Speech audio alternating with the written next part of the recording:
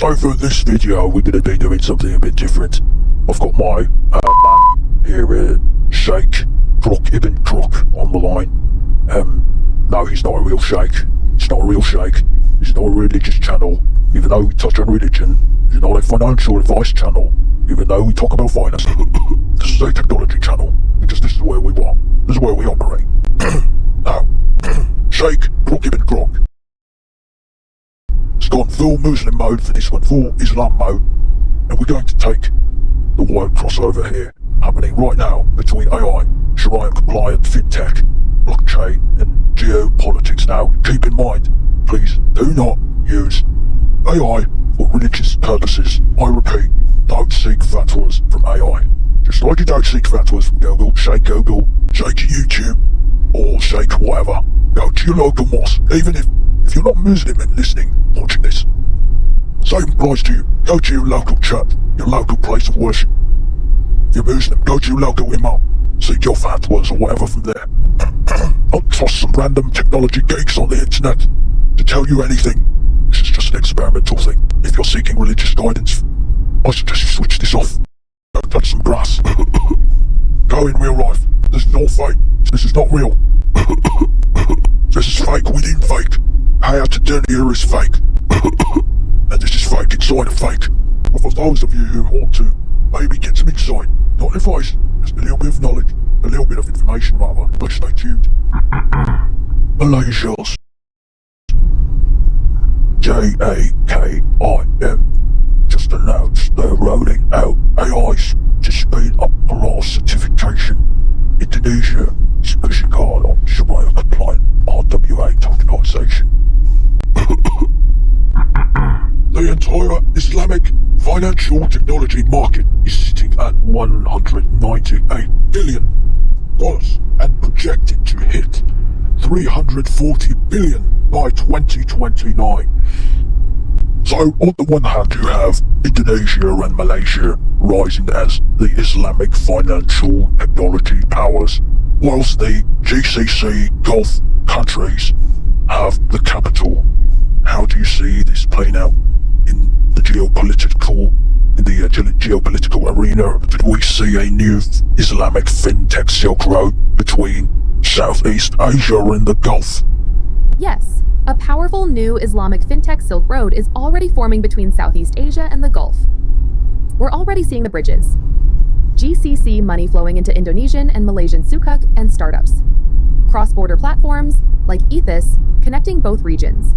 Joint ventures, talent exchange, and green sukuk partnerships. It's a perfect match. SE Asia's execution plus Gulf's capital. Think ancient Silk Road, but with apps, blockchain, and Sharia compliant returns. Bottom line, this corridor. So here's my take. Calling tokenized gold property halal crypto is mid. The real threat to the current financial world order is when Islamic fintech becomes objectively better, cheaper, faster, more transparent, and actually asset-backed. And which at that point, it stops becoming Islamic finance and starts becoming finance that just happens to be run by Muslims who refuse to sell their soul for compound interest. They are not afraid of our fatwas. They're afraid when our systems cook theirs in the open market, the way kebabs are cooked. I also noticed you've been picking up the Gulf area.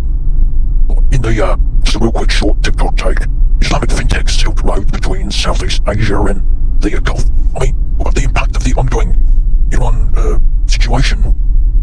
Ep1, what's your reading on this? Islamic fintech Silk Road, still alive. Indonesia plus Malaysia bring the hustle and users. Gulf drops the cash. Iran war shook shipping and oil, but GCC's... Real quick before I forget, this is important. Are you running a tiny business or a gig or a small business? You're bleeding your taxes anyway. Pay your bleeding money. Might as well flip that money into deductions with tools that actually help you grow, help your business grow. The free tier AI summer is dead. This K-shaped economy, you've got maybe a couple of years max before your spot locks in.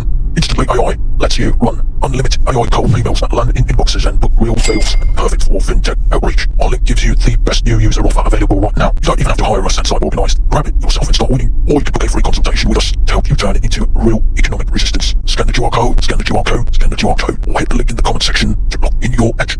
Another thing we want to think about, and this is controversial of course, this is why I've been saying, to your local imam for any fatwa rulings. You're not supposed to be seeking religious knowledge online just because it's on the internet. Must be true, innit?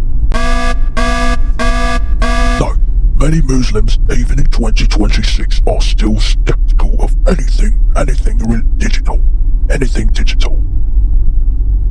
What if blockchain can make zakah and sadaqah and charity distribution more transparent and efficient than manual systems?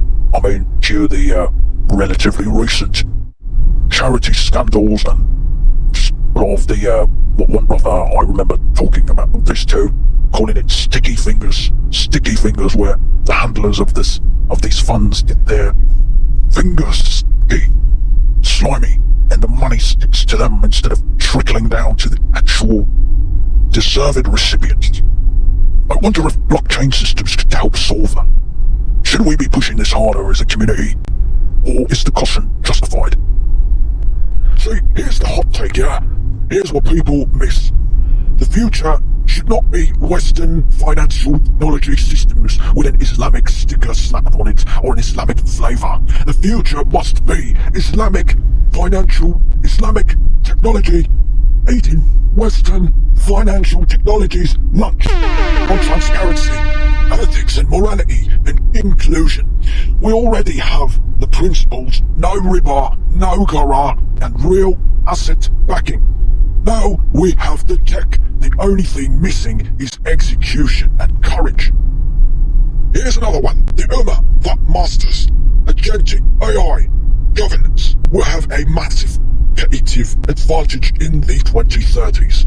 We won't just want to be consumers of the technology. You don't want to be consumers. You want to be producers. You want to be the ethical architects and engineers of it. Islam is not technophobic. Contrary to popular belief, Islam is not technophobic. We're not Luddites, despite what people paint us as. We're not. There was an Islamic golden era.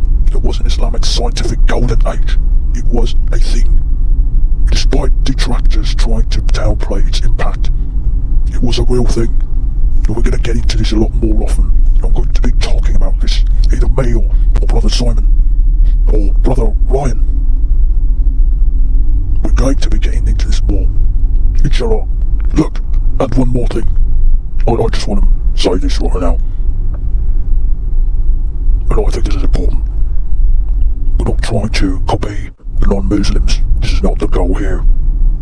This is supposed to be about the Ummah finally leveraging 21st century tools to revive the spirit of honest trade that Rasulullah sallallahu alaihi wasallam commanded, the ethical financial guidelines. Inshallah, what we want to do here is the real move here, the real 4D chess move, underwater move, the dangerous move, is to make halal finance so brutally efficient, surgically precise, crystal clear, transparent that it embarrasses conventional finance, riba-backed finance, into irrelevance. We're talking lowering costs, zero riba, zero usury, zero interest, zero debt slavery, full transparency on the blockchain, accountability, reaching millions of unbanked Muslim youth in Indonesia, Africa and Pakistan faster than any Western bank could ever could.